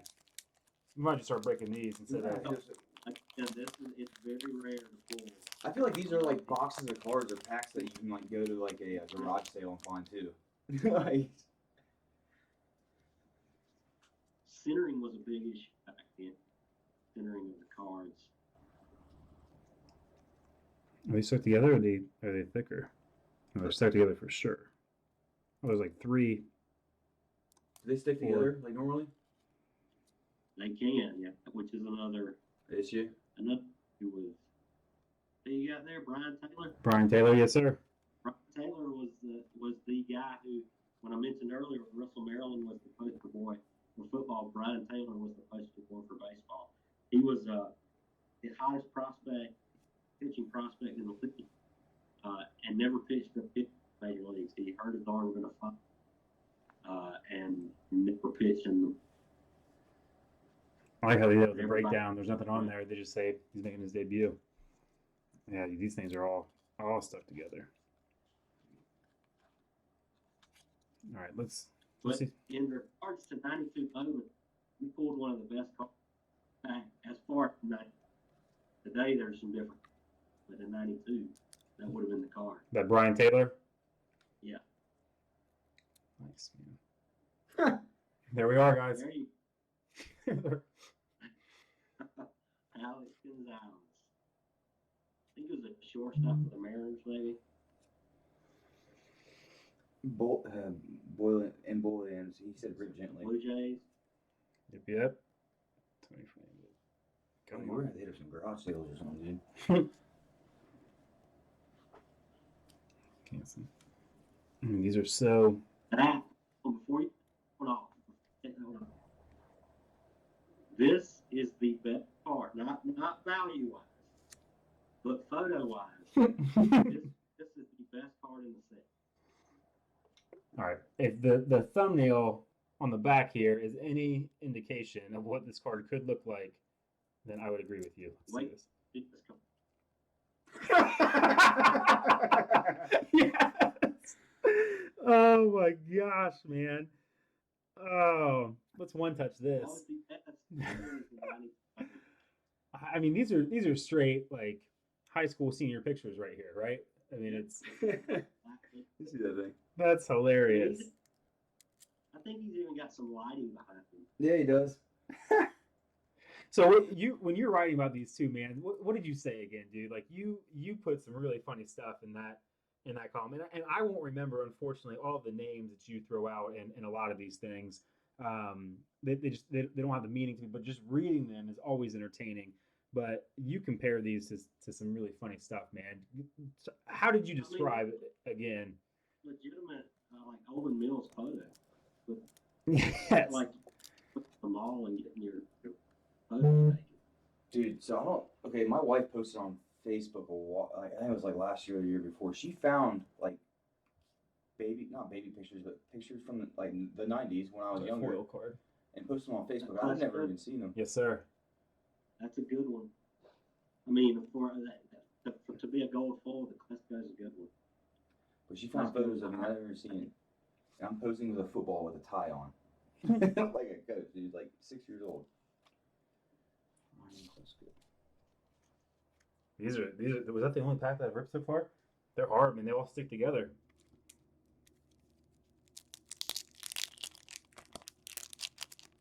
I can't believe you pulled Castillo in the first pack. Mariano's Rivera's card is pretty funny looking too, but it's one that you'll be happy to have and find.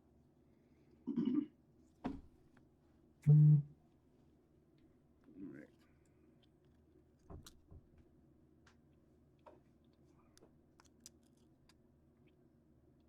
Jeff Russell. These are good ones. Are these in the coal pile?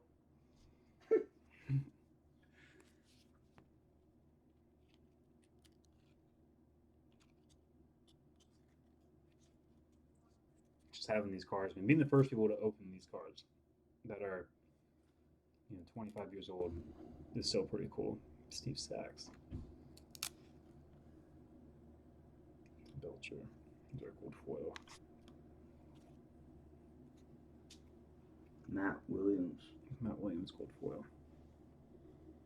Matt Williams was a really good Giants. Oh, the wrong set, man. There he is. There's the Frank and the Bowman, yeah.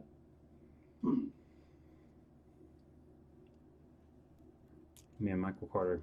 What's he rocking? Who is that? I can't see. Michael Carter. I like his shirt. He's posing with his baseball bat for like his baseball card. There's another hot one. Bobby Jones. The floral. He's wearing a floral sweater. You guys can see the sunflowers in there. I don't know. Now that I see these cards, they may have dressed for me. Who is that pitcher for the Braves? Mark Rollers. Mark Wahlberg. Okay, he was the closer for the Braves. He was a part of a 3-pitcher no-hitter. The starter went 6 innings. Bowlers went 2 and hit 9th, and it was a bit of Braves. Hell yeah, man. Drop that knowledge on us. Is that your second pick? Yeah, now our boy, one of my all-time favorite Reds players, and I told you that I didn't really start following baseball until I was a sophomore in high school, but is playing for your team right now, man. Mr. Brandon Phillips. Oh yeah. And he's a character, dude. That dude is a good man. That dude, yep. That dude. He used to ride around Cincinnati, man, in like a pimped out ice cream truck. Oh gee.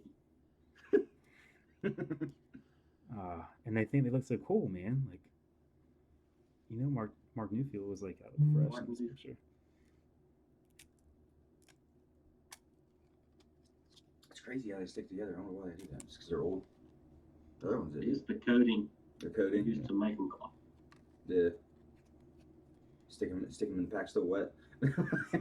That's why it's gonna be so hard to get one of these in gym. Did they do that in the 90s too? Yeah, the worst set was the 91 state. You actually peel off parts of the card when you pull it apart. Oh man, that's an eBay 101 though, right? Yeah. Yes. There's a redemption. I'm just joking. Is that a Tino Martinez? Oh, it was a Tino Martinez. Give me some Tino. I never knew he played for the Mariners though. I think that was his rookie. This is 92. It wasn't his rookie year. 90. So what's the card that like that? What did he say was $4,000? Mariano Rivera. So they printed off less Mariano Riveras in this set than the other cards. Is that why it makes it so valuable? Well, it's his rookie, and he's like the best closer of all time. Right. So okay. And there were no. I don't think there were any production changes in these. That Mullins. Bam Bam. What's that? Is that Bam Bam Mullins?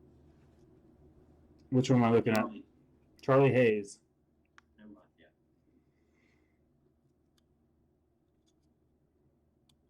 And I don't think any of them were technically short prints back in the day. It's just finding them in good condition. Yeah, and holding on to them. So I mean, like these look great. I mean, you know, they look like you just pulled it out of a fresh pack because we are. So like, what makes them like good condition? I can't imagine like. Well, in the early the center? 90s, one of the biggest problems was centering of the card. Okay. Because they use that, and you can tell there's more white on one side. Right. And that's why these packs are this is your best shot. Yeah. Nick Bowman from that too, because any Bowman that I have from that two, even sitting in the top loader, is going to have some type of, as far as grading. Right on. It's a fresh little white polo he has on there. I do think I'm in less than these cards, man.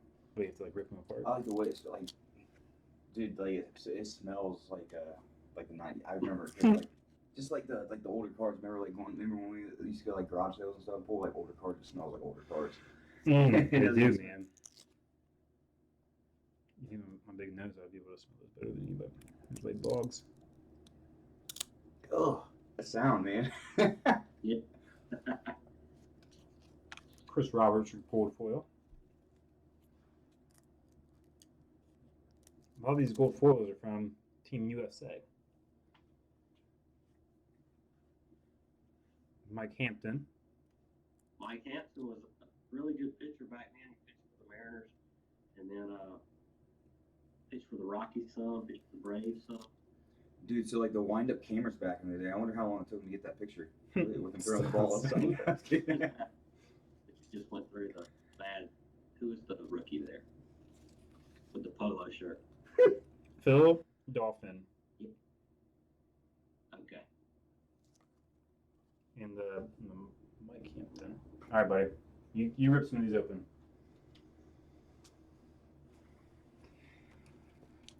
Engraved foil special card. It's so awesome, dude.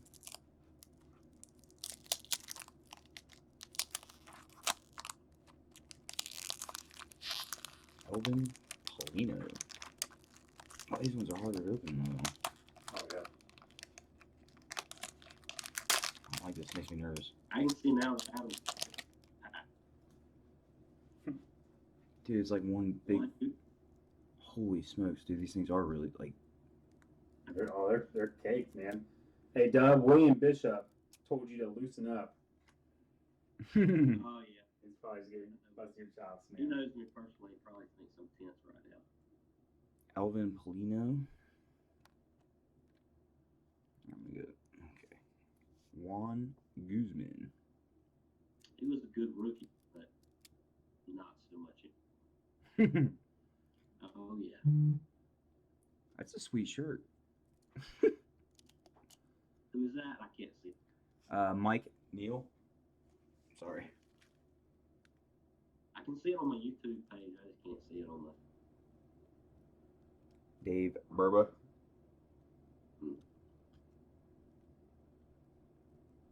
Eckersley. They're like backwards in here. What happened? Yeah, they're all They just shoved them in there, bro. intertwined.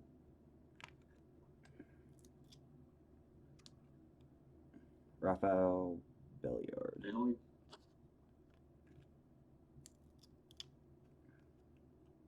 Manny Alexander.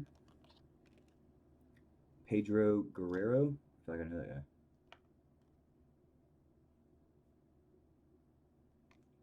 Pedro Martinez would be good.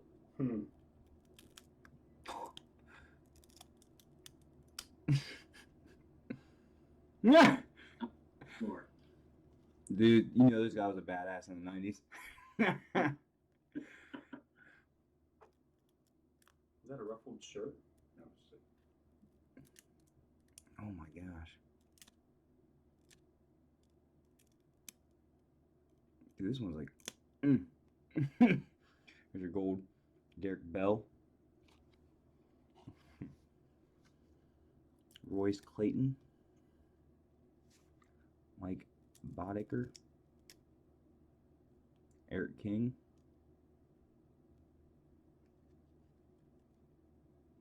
Benji Gill. This one's really there he goes. Guillermo Valquez. I can't even say his name. I feel like he likes your cards better.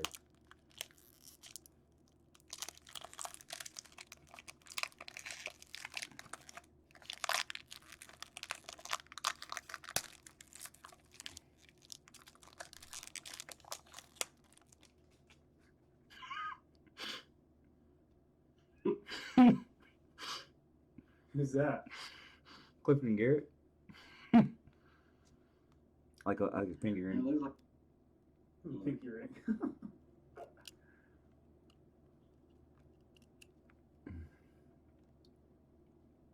Steve Chipman. Checklist 3 of 5.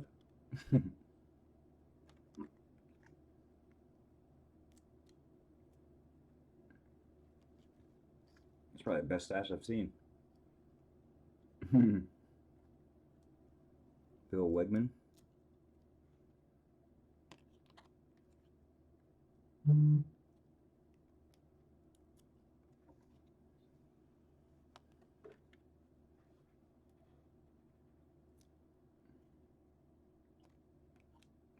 Ricardo Ingram. What was that? Got a rookie. Ricardo Ingram? No, that guy. No. Derek Bell?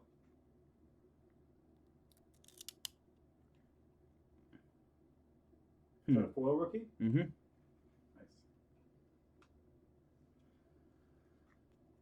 These things are all over the place.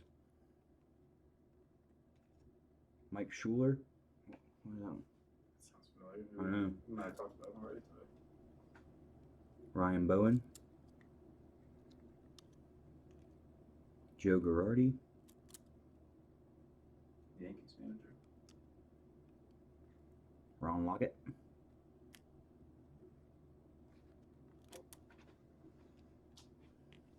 Craig Lefferts.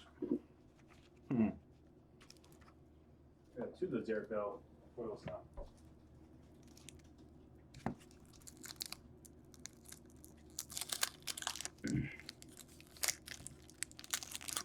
Come on, Mo.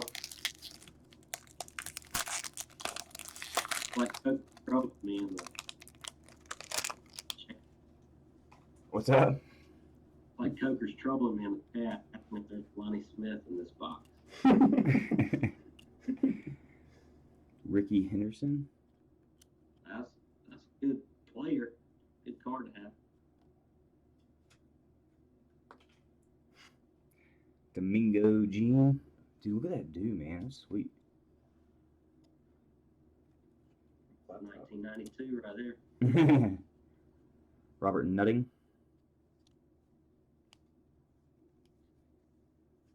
Mike Muzina?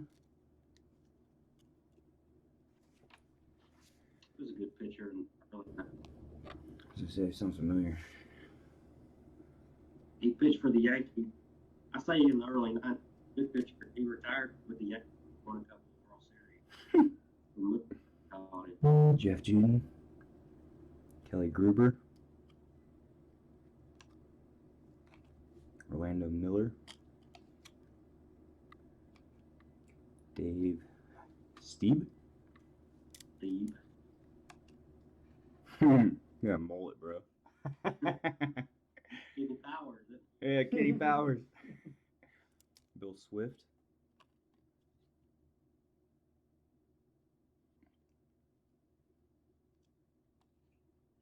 Andy Van Slyke. Billy Ripken. Billy. Yeah, trying to catch that ball, man. Sun's in his eyes. These gold foil cards would have been hot, man. Like opening these cards and then seeing one of these pop up in your pack. It's hot. Glenn Allen Hill. Eric Carlos. That is that's the rookie, a pretty good rookie from that set. Not it's not Mariano, but Harris was a good rookie. He's on the I think, but he was a good player for the Dodgers.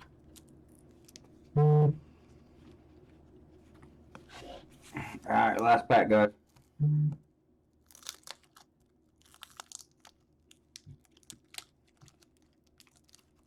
Yeah, Jeff. My knowledge is usually useless. I do have a little bit, but it's usually meaningless. So, but I do have some weird '90s baseball knowledge. Yeah, my wife tells me I have a bunch of useless knowledge, but I think all knowledge is useful. There you go. And these ones are really stud. It's a good sign. Remember those packs that fight with us? I I say that all the time. It doesn't mean anything. Jeff Branson, Billy Spears, Jason Bear. What was that? He's got polo He shirt. was actually a highly touted rookie for the White Sox, Jason Beret. Beret, my bad. Is that a? I recall. It's a nice shirt. We need to get a bunch of people together for a cookout somewhere, man, and all dressed in our favorite '92 Bowman rookie attire. Russ Exactly. Springer, I think Calvin Reese. I think it's Pokey Reese in this set, but I think Calvin Reese has a slip shirt on that's really sweet. Nice. Ray Dawson the Hall.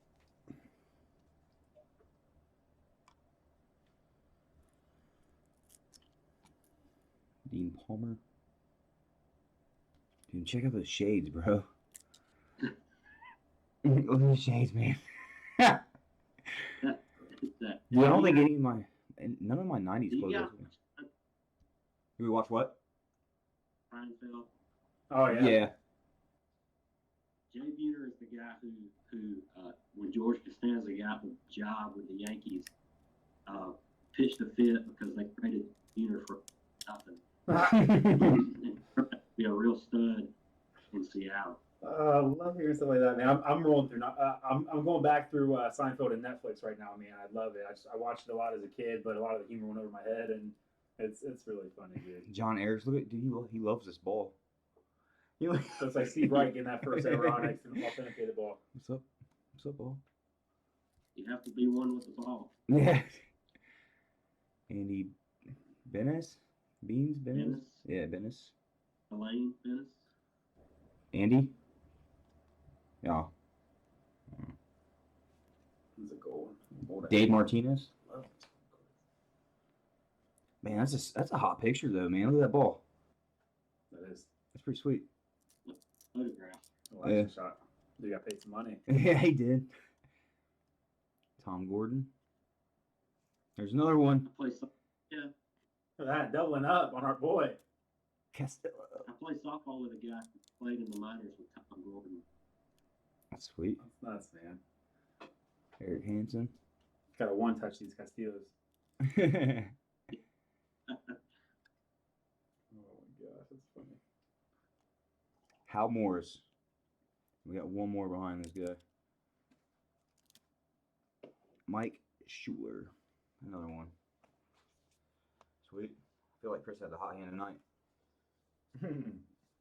Sweet, man. You- We'll have the same cards. Yep. Yeah. Guys, so we got such a late start on this. We're gonna send a bunch of these packs out to you guys. Adam and I might jump on Periscope and rip some of these too. And we know that if we do that, that's a prime platform to get Joey in there with us as well to kind of yuck it up with you guys and go through what we're ripping here. But hopefully everybody had a good time tonight. Dub, man, we apologize for the all the technical difficulties that we had to go through doing this, but hopefully you had a good time as well, buddy, and it's something we can do again in the future. Great. This is what I do, man. I go through these cards all the time. Before we leave, I do have a couple of cards to show you guys. I don't know if y'all may have to turn the camera on or not. Let's see here. But I have I picked up your address, Let's get some reaction shots here. DM, from one of the questions. And this is it's not a lot, guys, but I know what you guys PC. So I'm gonna send you guys some cards. Well, let me kill that. I'm gonna see. So if they're not, Listen, $1,500 cards, but I'm gonna send you a few cards. Out of my collection. First, I've got just some regular base cards. I can't see on the camera, but there's some Titans and Dolphins. But I'm gonna send there's a Jarvis Landry. Stop that. Don't you dare send that to us, man. That's too much, dude. You can't. That- Jarvis Landry. Oh, Juice, man. That's my favorite current player on the Dolphins. Leonte Carew, man. Yeah, he's got sick patches all over the board, man. I do not have an auto, but I do have a patch for Mariota. Oh, sweet, dude. Oh, my gosh. Send over. A rookie And card. then for your state collection, I did a Periscope last night about this Leaf All-American cards. There's 3 guys that I pulled between last year and this year. I saw the Nick Chubb on your thing, man. Yes. So this is Johnny Dixon, numbered 8 out of 10. Oh, sweet, man. I love those League All-American cards, dude. I'm just trying to show you the cards. Yeah. And then there's an Austin Mack, another receiver. The Oh, pink yeah. version. Nice, dude. I love my receivers, dude. Like, I'm probably gonna have like a 14. huge. And then the big hit I mean, as far as I'm concerned, I pulled this last night. It's number 6 out of 6, but it's Chase Young, who I believe was the number 8 player in the country this year coming out of high school. Nice, dude. Dude, that's a sick card. He's a defensive lineman for OSU, and Heck yeah, man. But I'm gonna send these and some of these bays. I appreciate you guys what y'all do. I mean, y'all reached out to me and had me on here with you guys to do this. Y'all went to your own expense to buy, 90s cards to kind of entertain the community. But it means a lot, what you guys do. Fun to watch you guys break. I watch your videos sometimes when I can't make a break. I'll just pop in there and watch a video afterwards because it's entertaining, fun to watch. And so, but I appreciate it. Hey. I'm down to do this. But, hey, Joey, we already threw your name on this one, man. So yeah, we're giving that Maryland's for you, buddy. yeah, the bus. Nice. throwing that on there, man. Yeah, we got you, man. So you're gonna get the old Russell Maryland. We got your Kenneth Dixon from the fantasy break, which we can't wait to be in a fantasy league with you in the future, man, because we know what your skills are like. But I'm just joking, bro. Yeah. That only got me in week 10, man. Week 10, I had half my team on. It was rough, buddy. But no, let's we'll talk and we'll line up the next one of these, man, and we'll continue to keep tabs on State of the Hobby, some of the other stuff that you're throwing out there. Man, what's next? What do you got? What are you working on right now that's going to be hitting? I think you said you got something hitting tonight. Little teaser. Yeah, I'm gonna drop the. It's a 1986 top rated review, and it's that at Seiko, Bojack, Barry Bonds, all of those rookie cards up there. Sweet. And that trade that. So I'll release it probably when we get off. It's proofread. It's ready to go.